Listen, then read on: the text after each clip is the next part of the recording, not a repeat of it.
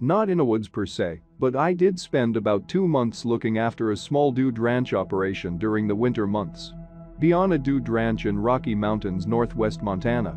Small outfit just getting started, only operate during summer.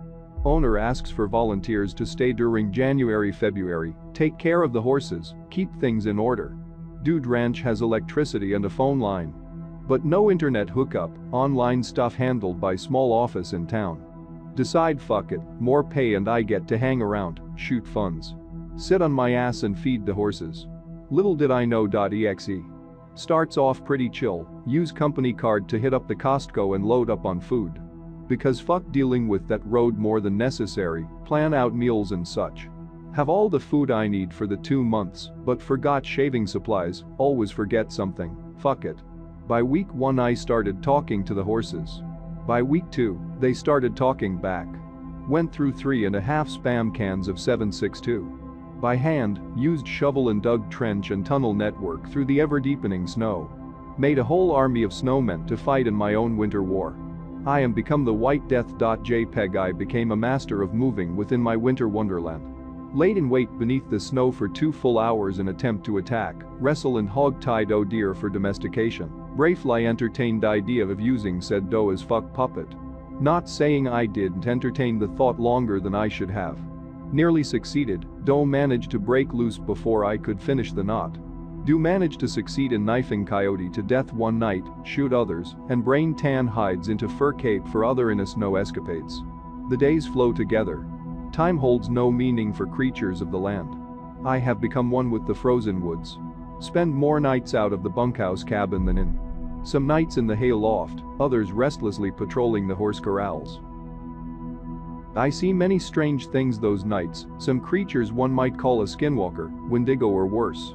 I no longer fear these beasts for I have become frozen death itself. From the snow-capped peaks of each building to the tunnel system beneath the snow around the property, I have absolute dominion. No beast from mountain lions to coyotes to mice escape my notice. I need merely gesture, and the horse herd moves as I command. The merest hostile act against a ranch is met by thundering death from my Mawson. I routinely catch small animals by hand and either play with them for a short while before setting them loose or silently dispatching them with my hands before they go into the stew pot.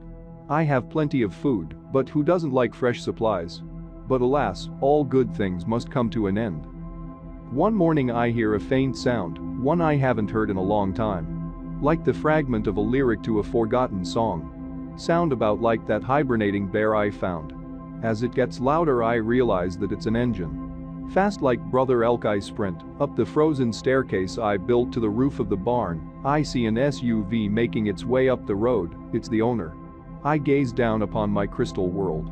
The shot, bayoneted, knifed, clubbed and sodomized remains of the snowman wars.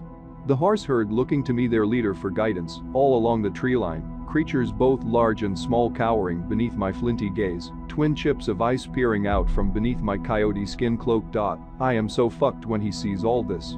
Clutching my 91/30ths and sliding to the ground I meet the owner outside the main guest cabin. I'm close enough I could bayonet him and must resist the urge to do so out of habit with the snowmen before I attempt to speak and let him know I'm right behind him. A strangled grunt escapes my lips, startling him as he jumps around to the noise. My voice cracks in an attempt to say hello from long underuse. Thought I was going to get fired, and nearly did, but after he asked about everything that went on and seeing that the ranch was in perfect order, he decided that as long as I showered I could keep the look, and we incorporated a whole mountain man workshop for the guests, teach them a little bushcraft, simple survival stuff, and I got a raise out of it. My face when even the skinwalkers have learned to fear me. I would guess this was about 3 to 4 weeks into it. Barn was gambrel style, loft has hay and feed storage, snow piled to the sides, and with a little work I managed to build a set of stairs to the peak and set up a small snow hut, just big enough for me, my Mawson and some small snacks to lay down in. Had small windows all around, so I could see the tree line in any direction. Being alone for that long does strange things to you. You gain an intimate knowledge of everything around you. The moment something doesn't jive, you are instantly aware of it. In with my newest addition to coyote fur cloak up on the roof. Chowing down on some jerky, almost late afternoon, overcast. I can hear the soft movements of the horse herd below me. A faint knacker now and then mixed with their eating and breathing. Hear one of them give a brief snort and the rest go silent, no movement. Glancing to my left, I can see one of the roans looking intently to the southwest, into the wind. An instant later it hits me, a smell like rotten meat mixed with a teenager's gym clothes locker that got left over the summer, with some kind of a musk to it as well.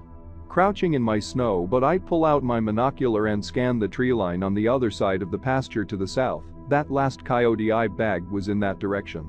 I find the spot where I had skinned it out, and I know right where the carcass should be. But all I can make out from my perch is drag marks leading into the woods. I look down to the horses and can see them all still looking in that direction, not moving. No neighs or even nervous whickering between them. Pop open the ammunition. Can I keep up there, grab a few fresh stripper clips to tuck into my coat, and slide down the slope I set next to the stairs on the north side of the barn. Snow ghost my way along the fence line, still keeping my ears open. The smell has faded somewhat, but the musk still lingers like greasy fingerprints on a freshly polished 1911 at a store. Make my way to the southern fence line. All I can make out is the faint indentations of where snow has fallen to cover my tracks from 2 days ago. Scan the tree line 20 yards away, can't shake that feeling of unease. Decide fuck it and walk over to where the coyote was. I can see the drag marks clearly. Right over the tracks of whatever grabbed it. Tracks are deep, but obscured by the drag, and whatever took it left by the same path I arrived. Cutting east, deeper into the woods. You go far enough and you hit the Bob Marshall wilderness. That deep musky scent is still strong, sticks in your nose with the olfactory equivalent of peanut butter stuck to the roof of your mouth. But not nearly as tasty. Can see from the way the tracks are spaced whatever it was had a long bipedal stride, sinking almost twice as deep as my own boot prints into the snow. I fully intended to leave the carcass for scavengers and the like. But it seems we have a new player in the game. Made my way back to the barn. Horses are still fixated on the southern pasture line. Figure I'll stock a few provisions in the hayloft. This marks the start of many a night spent buried in the warm hay. Pretty used to the night noises around the place, coyotes yowling, maybe a cat screech and owls calling out. That's the thing though, I'm used to the noises. Not a lack of them. Dead flicking silence, even the horses kept close to the barn and quiet as snowfall. Didn't get much sleep that night. That musky smell had finally worn off by about dark. Next few days were uneventful, not a whole hell of a lot happening. Second wave of snow fascists attempt to take the stronghold that is my snow fortress and were repelled by a wave of glorious 762. But on the fifth day a southeasterly breeze brought that musk smell slamming back into my nostrils, crouched low and took a snow trench to the barn stairs and made my way up to my fort. Peering over the edge I could see something moving by the tree line. Through the monocular it appeared to be crouching low. From the red beneath it, I could see it had taken something down. Had dark brown fur covering it. At least that's what it looked like. It stayed low while it moved. The head appeared elongated, ending in a blunt muzzle. Almost like a bear, but almost like if you took a Rottweiler's head. Took off the ears, scaled it up and covered it in coarse brown hair. Finally had a good look at what it had nabbed, a deer from the look of it. Son of a bitch, that one was mine.exe. Put down the monocular, bring the Mosin around and decide to fire a warning shot. With the thundering report of my Mosin ringing through the pines I keep low and watch whatever this is. It's up and looking around, still with a slight hunch, but this thing is big, like 8 to 9 feet tall, big at a guess. After a moment it grabs its prize around the neck with a single long arm and takes off into the woods again. I give it a while before investigating. Same mo as before, it left along the same train I came. Drugged the body along behind to cover its tracks. It'll follow, but it's getting dust again. Fuck trying to find this thing in the dark. At the same time, I'm pissed. This thing has the gall to molest my territory. A strange thought comes into my mind. This is my territory, I'll mark it how I like. Right along where its tracks go from the tree line to the clearing before the fence. I piss all along it, took a steaming dump right in one of its footprints. Over the next couple of days, I wait and observe. The whole time I can't shake the feeling that I'm being watched as well. I'm also starting to figure out why the boss managed to buy this ranch for so cheap. Dusk of day 3 I have my answer. In the bunkhouse making some cornbread to go with my chili when I hear the horses start raising 9 kinds of hell. 2 types of chaos and a side of mayhem. throw on my coat, grab my Mosin and affix the bayonet as I charge out the door towards the corrals. I'm almost knocked off my feet by the smell. First off, smells like a Wookiee in heat, but I can't see anything looming out of the growing darkness and falling snow. I make it the main corral attached to the barn, and I can see all the horses are panicking, shying away from one side of the corral, the one closest to the south pasture. Nothing in the pasture, but there is something on the fence. As I get closer I can see it's a deer. Part of one. Can't be sure, but I would bet money it's the head of the same one I saw it take a few days ago, torn off the neck, just below the head. Prints are fairly clear in the snow, it didn't have anything to drag behind it. Looking to the tree line I can see a form fading into the pines. Bury the head and get the horses calmed down, head back to the cabin. Took me so long dealing with the horses my cornbread is now an inedible blackened lump. This spooked my horses, made me burn my cornbread and killed a deer in my territory. It's on, motherfucker. The next day I keep an eye out. Head towards the northern pastures and manage to back another coyote, but I bring the whole carcass back with me this time. Skin it out carefully, made sure to leave the guts intact, save the hide for later use, and bury the carcass underneath some old straw to let it ripen. 2 days later I head out before first light, grab the now bloated and ripe coyote, and take it out the southern fence line. Gather a few pine boughs and use an e-tool, did a bed to lie down in, cover my tracks with the pine boughs, and line the bed with them. Open up coyote and leave it about 10 feet in front of me, cover up my last tracks, fix bayonet, chamber around, and cover myself with snow. Now the waiting game begins. Manage to get used to the rotten coyote smell after a while, toes are cold, but not the numbness that heralds the numbness of frostbite. Thank God for red wings. At first I thought that my nose was playing tricks on me, but I realized that musk had returned. It's game time. Its footsteps were barely making a sound in the snow. With that musky odor getting stronger with each footfall. I had a hard time controlling my breath, kept wanting to hold it in, but managed to keep it even and low, even with my heart rate going through the roof. I could see it moving through the trees now, but my first thoughts on a bear-like or dog head and muzzle were wrong, and I realized where I had smelled something like this musk before. Long legs and torso leading to powerful shoulders. What I guess at a hunch was the neck of an oversized goat head, easily almost 3 meters tall. Black beady eyes with a malevolence in them, and stumpy horns pushing through the hair above its brow. I could see the greasy hair of its chin dripping with saliva leaking from the corners of its mouth as it sniffed the air. Sounding for all the world like an enormous set of bellows, it snorted out a fetid plume as it raised its head and looked past my position to the barn and ranch. Seemingly satisfied, it stepped out of the trees, crouched and moved towards the coyote. I waited as it got closer.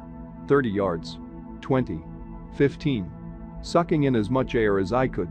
I leaped from my concealed position, bringing my Mosin up over my head, and shouted for all I was worth. That sound that came out of me I don't think I could ever replicate. If I did it would have to be in a life or death situation. Everything was contained in that scream, every shouted order to fix bayonets and charge. Every screaming balls on fire rush across no man's land. Every howl of fury as blades met. And every roar of primitive fury that another dare take what is mine. Stopping dead in its tracks I reared up to its full terrible height. Almost twice mine in boots and coyote coat. Summoning up another shout I shouldered the rifle and took a pace forward. How, I don't know, I was ready to piss myself with my own stupidity. This was something else, this was a force of nature, and I was going to stand against it. Damn right I was. Ducking its head it glared at me with those obsidian orbs of primordial hunger. This creature was contesting its claim. Taking a step forward, it answered with a bellowed challenge of its own, the bass rumble of its howl, threatening to shake loose the tenuous hold I had upon my bowels. Its own howl still echoing in my ears I couldn't move forward. Everything in me was screaming to cut and run, but as I stood there gazing down the abused wooden length of my Mosin, the dings and pits in the stock stood out in the light. I don't know how. I don't know why, but I took strength in that. This weapon had faced monsters before. Faced an unstoppable machine and brought it to its knees. With a snort of its fetid breath it moved to take another step forward. Answering with another Cro-Magnon howl I stood forward. Standing over the offending pile of guts that had become the line in the snow. A scarce few yards from me stood a creature out of forgotten legends, a nightmare made manifest, glaring at me with hatred. Hatred and something else. A low rumbling growl built that I could feel in my chest as its lips skinned back over foul teeth in twisted parody of a grin, baring teeth that had no business in even an oversized goat's mouth. A third primitive scream escaped my lips as I sighted just over its shoulder and fired my Mosin. Thunder and fire erupted from the old weapon, playing a modern counterpoint to my own ancient cry. Startled, the beast backed off a step. Taking my cue, I stepped forward, past the coyote, and raised the rifle above my head, stretching upwards on the balls of my feet for as much extra height I could muster, screaming at the top of my lungs. For whatever reason, that was enough. Backing up and finally turning around, it stalked off into the woods. Somehow, deep down in that primitive part of my brain, I knew I had won, but the rational part of my brain still wanted to piss myself. I compromised by keeping a steady eye on the woods and pissed on its tracks. I hauled the carcass back to the barn and burned it in a barrel, went and sat up on the barn with a bottle of whiskey for the rest of the day, never came across another kill anywhere on the property after that, found tracks, but never anywhere near the perimeter clearing between the fence and the tree line. Even sighted it from a distance a few times after that. But always from a long ways off, but we gave each other a fairly wide berth. I made the barest mention to the boss after he had been back for a while, but he just chalked it up to all the other crazy shenanigans I'd been up to while I held down the fort for 2 months. But wasn't really interested. Tried talking to a few tribal elders, but none of them wanted anything to do with me. That's pretty much it for spooky stories from that time.